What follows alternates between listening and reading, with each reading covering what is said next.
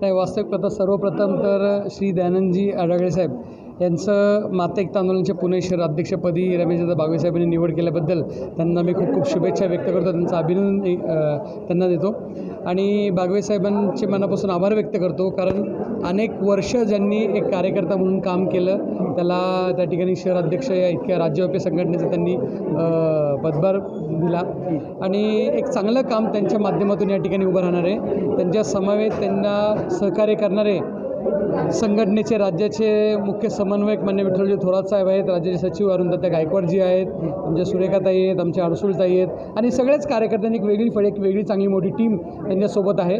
त्यांच्या माध्यमातून येणाऱ्या काळामध्ये जसे अनेक प्रश्न समाजाचे आहेत, उपवर्गीकरणाचा मोठा त्या ठिकाणी लढा आहे, त्याच्या माध्यमातून असेल आमच्या मातंग समाजाच्या त्या ठिकाणी आता जसं आदरणीय वंदनीय आद्य क्रांतिगुरू लोजीराव साळवे यांच्या स्मारकाचं काम असेल, अनेक सरकारी योजना त्या ठिकाणी आमच्या लोकांपर्यंत पोचवण्याचं काम असेल किंवा ज्या ज्या भागामध्ये समाजावर अन्याय होत असेल त्या अन्यायाला वाचा फोडण्याचं काम त्यांच्या माध्यमातून या ठिकाणी होईल अशी अपेक्षा व्यक्त करतो. त्यांच्या कार्याला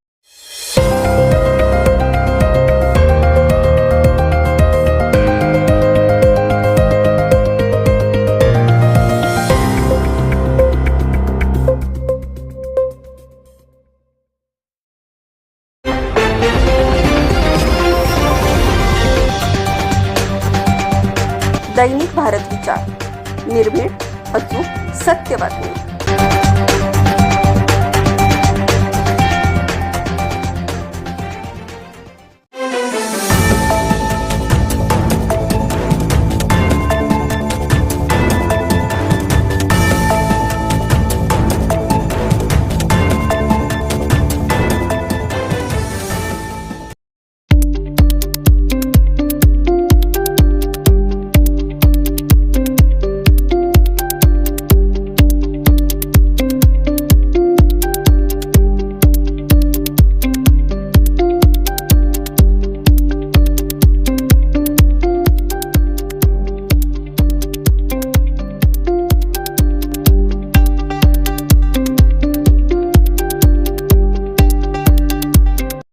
नमस्कार मित्रांनो, दैनिक भारत विचार न्यूज चॅनलमध्ये मी संपादक दत्ता हजारे आपण सर्वांचं स्वागत करत आहे. आज मी आलो आहे काशीवाडी या ठिकाणी. काशीवाडीमध्ये माता एकता आंदोलनाची आज अध्यक्ष निवड झालेली आहे. पुणे शहर अध्यक्ष या पदासाठी निवड झालेले आपल्यासोबत आहेत दयानंद आढळराव. त्यांना शुभेच्छा देण्यासाठी माजी नगरसेवक श्री अविनाशदादा बागवे साहेब आहेत. अविनाशदादा बागवे साहेब हे महाराष्ट्र प्रदेश कार्याध्यक्ष आहेत माता एकता आंदोलनाचे. या आंदोलनाची दिशा काय आहे, या त्यांनी कशी निवड केली अविनाशदादा बागवे यांनी, व त्यांना आता पुढील त्यांना आदेश काय, पुढील त्यांना रूपरेषा काय देणार आहेत हे आपल्याला जाणून घ्यायचं आहे. मी या ठिकाणी आपल्याला आता वळतो आहे अविनाशदादा बागवे साहेबांकडे. दादा नमस्कार, आम्हाला सांगा आपण जे आहे दयानंद आढळराव साहेबांची पुणे शहर बॉडी अध्यक्ष निवड केलेलं आहे, थोडक्यात सांगा त्यांना आपण काय दिशानिर्देश दिले आहेत.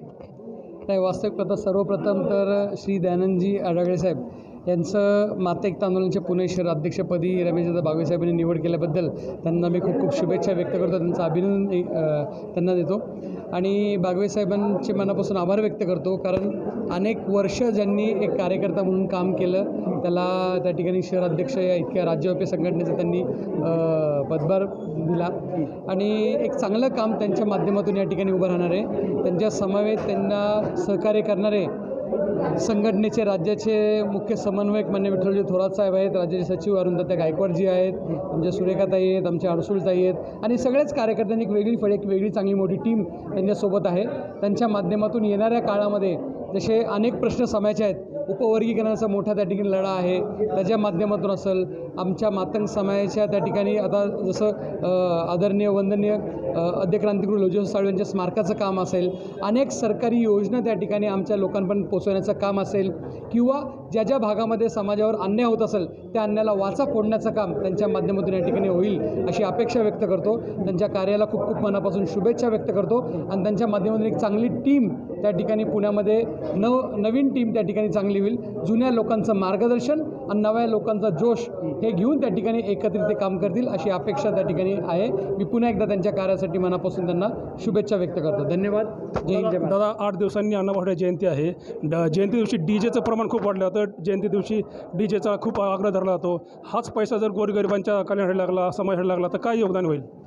नाही, वास्तविक पाहता ही बरोबर गोष्ट आहे आणि केवळ अण्णाभाऊ साठेच नाहीत, इतरही अनेक महापुरुषांची जयंती असल्या की एक मोठं ते नवीन एक तरुणांमध्ये एक नवीन फॅड आहे की मोठ्या प्रमाणात DJ लावायचे, मिरवणुका काढायच्या आणि त्या ठिकाणी महापुरुषांचे विचार डोक्यात घेऊन आचरण करून त्या ठिकाणी वागण्यापेक्षा त्यांना त्या ठिकाणी त्यांचे फोटो डोक्यावर घेऊन नाचण्यामध्येच त्या ठिकाणी ते मग्न असतात.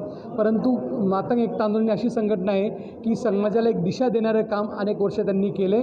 मग ते जुनं त्या ठिकाणी पारंपरिक पद्धतीने जिवंत देखावे साजरे करत पारंपरिक पद्धतीने मिरवणुका काढण्याची असो किंवा शिक्षणाची कास धरून विद्यार्थ्यांना पाठबळ देण्याचं असो किंवा त्या ठिकाणी आंदोलनाच्या माध्यमातून समाजाचे त्या ठिकाणी अन्याय दूर करण्याचं असो, असं मातंग एकता आंदोलनाने अनेक वर्ष चांगली कामं केलेत आणि मला खात्री आहे की नवीन अध्यक्षांच्या माध्यमातून तसं एक काम, दिशा देणारं काम भविष्यामध्ये होईल. एका दिवसात किंवा एका जयंतीत ते चित्र बदलणार नाही, पण सातत्याने 2-3 वर्ष प्रभावीपणे काम केलं तर भविष्यामध्ये ते चित्र नक्कीच बदलेल असं त्या ठिकाणी मला खात्री आहे. बरं दादा, एक शेवटचा प्रश्न घेतो. दिल्लीमध्ये जंतर मंतर आंदोलन झालं, विद्यार्थ्यांवर हा माणूसपणे हल्ला झालेला आहे व या ठिकाणी जे सोनम वांगचूक साहेब आहेत त्यांनी आता उपचार घेण्याची मनाई केलेली आहे. त्यांना पाठिंबा खूप मिळत आहे, पण काय आपलं या हे आंदोलन असणार आहे? कारण राहुल गांधींना पण फरफडत नेलेलं आहे. वास्तविक पाहता ज्या पद्धतीत केंद्र सरकारची भूमिका आहे ती अत्यंत चुकीची आहे, लोकशाहीला मारक आहे. इतरही लोकशाहीमध्ये याच्यापूर्वी देखील मोठे आंदोलन झाले. म्हणजे लोकशाही आपली निर्माण होण्याच्या आधी इंग्रजांच्या वेळेस देखील आंदोलन झाले. मोठ्या प्रमाणात आपले स्वतंत्र सैनिक असतील, आदरणीय महात्माजी गांधी असतील, अनेक दिवस उपोषण करायचे. परंतु त्यावेळेस देखील इंग्रज सरकारचे लोक देखील जाऊन त्या लोकांशी संवाद साधायचे, त्यांची भूमिका समजून घ्यायचे आणि त्या अनुषंगाने कार्य करायचे. परंतु आताचे जे सरकार आहे, मोदी सरकार, हे या ठिकाणी नुसतं अहंकारामध्ये डुबलेलं आहे. त्यांना कोणाची काही त्या ठिकाणी पर्वा नाही आहे. मोठे लोक, मोठे तज्ज्ञ लोक आहेत, तरीसुद्धा त्यांना त्या ठिकाणी 23 दिवस ते उपाशी राहतात, तरीसुद्धा त्यांच्याकडे बघत नाहीत. आज इतक्या मोठ्या प्रमाणात आज नीट परीक्षा 22 ते 23 लाख विद्यार्थी ती परीक्षा देतात, दरवर्षी परीक्षा देतात. परंतु आज 18 महिन्यामध्ये 71 वेळेस जर पेपर फुटी होत असेल, पेपर लीक होत असेल आणि ज्यांच्या माध्यमातून मुलांचं भवितव्य उद्ध्वस्त होत असेल, मुलांचं त्या ठिकाणी भविष्य त्या ठिकाणी अंधारात जात असेल, तर त्याला ते वाचा फोडणार नाही, त्यांच्यावरचा अन्याय ते बोलणार नाही. परंतु त्यांच्या आंदोलनाला त्या ठिकाणी कुठंतरी देशद्रोही आंदोलन त्यांना ते घोषित करायचं, त्यांच्यावर काहीतरी अँटी नॅशनलचा टॅग लावायचा आणि त्यांच्याशी संवाद देखील साधायचा नाही.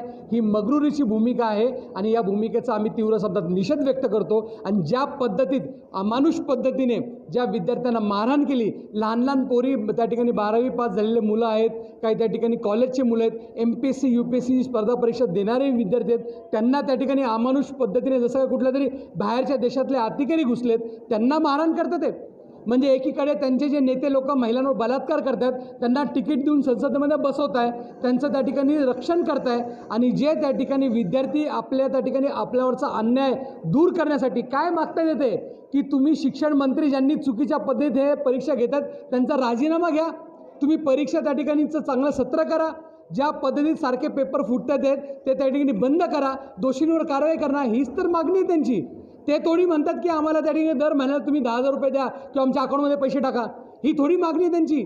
तुमच्या पक्षात घेऊन तिकीट द्या, ही थोडी मागणी आहे. पण केवळ त्या ठिकाणी माणुसकी न ठेवता अमानुषपणे जे त्या पद्धतीने सरकार वागते त्याचा आम्ही तीव्र शब्दात निषेध व्यक्त करतो.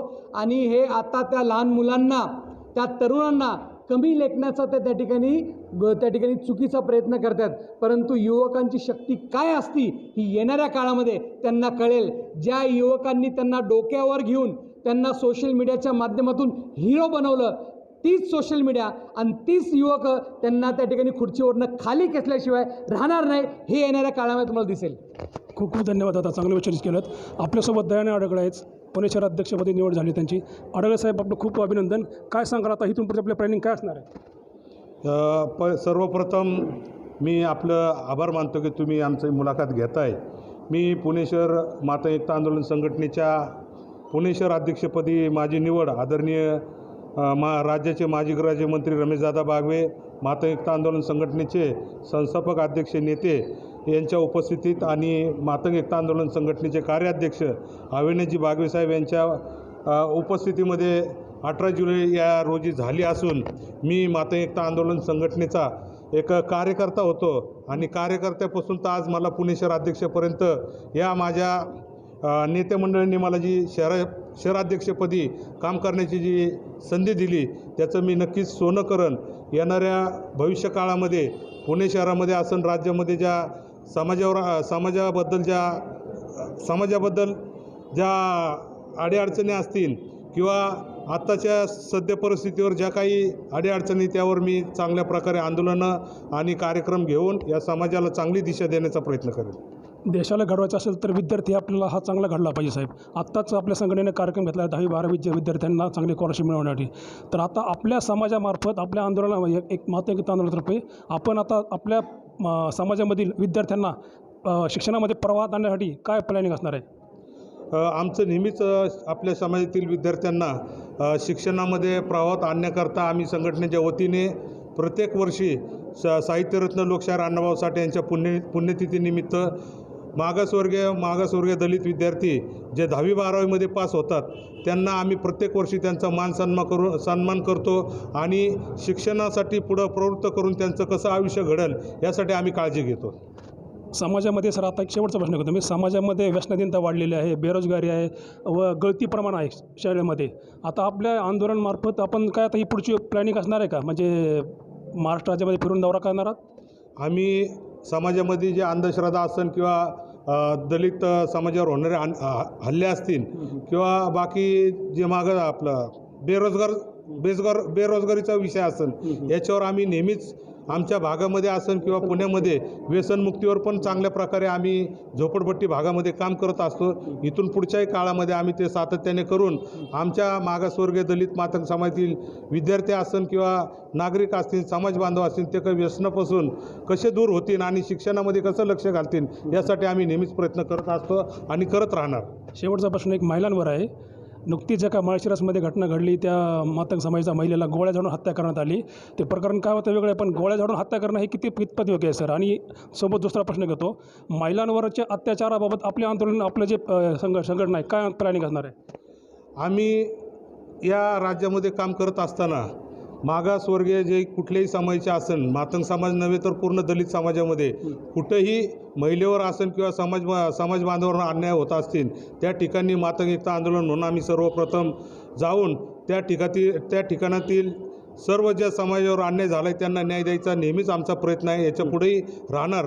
कारण मातंग एकता आंदोलन ही संघटना राज्यातील पहिली अशी संघटना आहे की दलित समाजावर कुठेही अन्याय झाला तर माजी मंत्री रमेशदादा बागवे यांच्या नेतृत्वाखाली आणि अविनाशजींच्या नेतृत्वाखाली आम्ही त्या ठिकाणी जाऊन सर्व आमच्या महिला कार्यकर्त्यांसहित, पुरुष कार्यकर्त्यांसहित आणि स्थानिक कार्यकर्त्यांसोबत जाऊन त्या ठिकाणी संबंधित शासकीय अधिकाऱ्यांना भेटून आम्ही न्याय द्यायचा प्रयत्न करत असतो. हीच आमची शेवटपर्यंत मातंग एकता आंदोलन संघटनेच्या वतीने आमचं एक ते धोरणच असणार आहे की कुठेही अन्याय झाला तरी आम्ही त्याला वाचा फोडण्याचं काम करत राहणार. नक्कीच सर, नक्कीच आपल्या या मातंग एकता आंदोलनातर्फे आपण नक्कीच समाजामध्ये चांगली दिशा द्याल व समाजातील तरुणींना शिक्षणाच्या प्रवाहात येण्यासाठी आपण नक्कीच आवाहन कराल, त्यांना मदत कराल. या सदिच्छा आम्ही आपल्या देतो. आपल्या कार्याला नक्कीच आपण शुभेच्छा आपण व्यक्त करतो. अविनाशदादा बागवे साहेब यांनी चांगला संवाद साधलेला आहे. शहराध्यक्ष जे आता नवीन निवडून झालेत आडगळे साहेब यांनी चांगला संवाद साधलेला आहे. यांच्या पुढील कार्यासाठी, पुढील आंदोलनात दिशा चांगली योग्य व्हावी या सदिच्छाला मी तर त्यांना शुभेच्छा देतो. व महिलांबाबतीत त्यांनी चांगला मुद्दा उपस्थित केला तर आम्ही आमच्या प्रश्नाला त्यांनी चांगले उत्तर दिलेलं आहे. महिलांना मी न्याय देऊ, मग ते कुठल्या समाजाचा असो. याच सद्भावनेसह मी ते थांबू इच्छितो. कॅमेरामॅन निलेश संपादक दत्ता हजारे, धन्यवाद.